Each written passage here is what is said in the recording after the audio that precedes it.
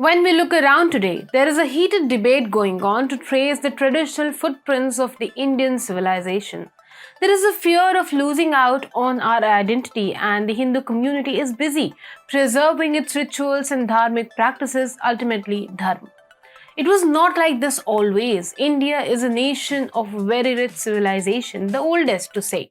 However, the foreign invasions and cultural genocide slowly eroded our history from our conscious. The utmost damage was done during the consecutive Mughal and British rule. The same concept fits well for the rule of Cholas as well.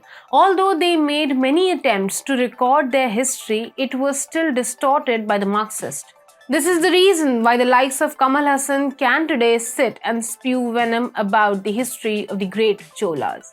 Hi and welcome to TFIPost. I'm your host Apurva. If you're watching us on YouTube, please subscribe and press the bell icon to get all the latest updates. And if you're watching us on Facebook, do like, share and subscribe to the page. Let's begin with the video report.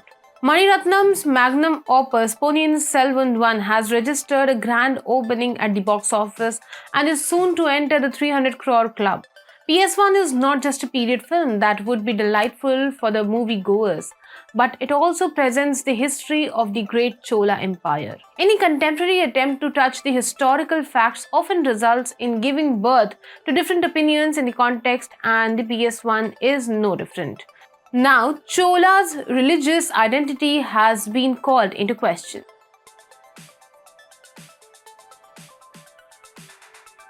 Just after days of the release of PS1, Tamil director Vetrimaaran had claimed that Raja Cholan was not a Hindu king. Vetrimaaran started by saying that, and I quote, "Continuously our symbols are being snatched from us. Saffronizing Valluvar or calling Raja Cholan a Hindu king is constantly occurring." His attack was targeted at the saffron forces in politics, and he cautioned the masses about cinema being a common medium. It is necessary to understand politics to protect one's representation.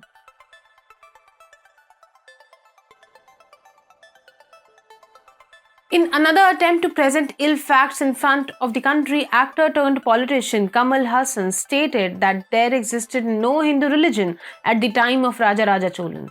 Hasan, voicing support to Vetrimaaran, said that Raja Cholan was not a Hindu king and added that during the Chola era there was no term called the Hindu religion.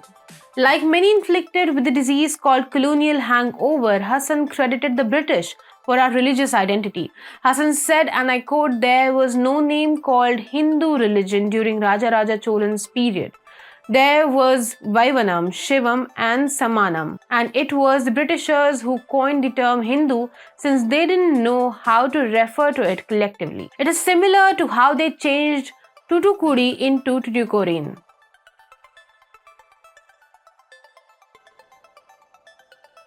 Before we discuss the great Chola Empire and how Hindu Raja Cholan was first, let's understand the origin of Hinduism. It was in the 17th century that the word Hindu was coined from the Sindhu River by the followers of the Abrahamic religions. But Sanatan Dharma, which in modern terminology is referred to as Hinduism, has existed since time immemorial. The Vedas and Upanishads are a proof of the ancient existence of Sanatan Dharma. People like Vetrimaaran and Hasan know well how to twist the facts as per their narrative. It is evident that Hasan did a wordplay while mentioning the recently popularized word Hinduism and missing out the facts on the ancient Vedic religion or the Sanatan Dharma.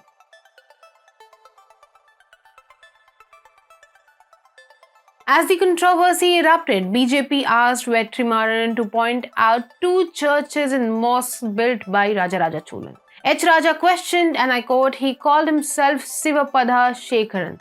Wasn't he a Hindu then?"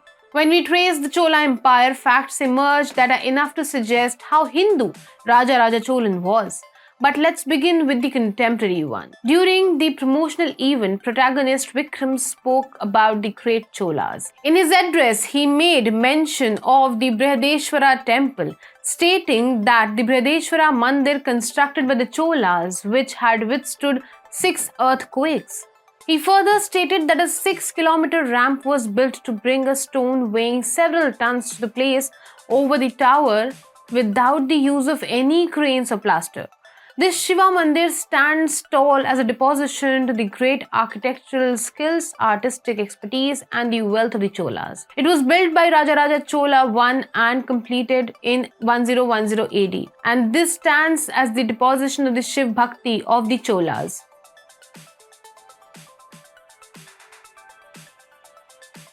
The Chola Empire is the world's longest ruling kingdom. They ruled from 9th to 12th century AD, whose boundaries existed from Godavari River in today's Andhra Pradesh into the north to the islands of Maldives in the south. The Chola Empire was strong in naval might, and apart from mainland India, they conquered Sri Lanka, Maldives, Malaysia, Indonesia, and southern Thailand. It was under the Cholas that foreign trade between India and other civilizations flourished. Cholas have many feathers in their caps, be it running free hospitals, holding panchayat elections, and naming cities after women.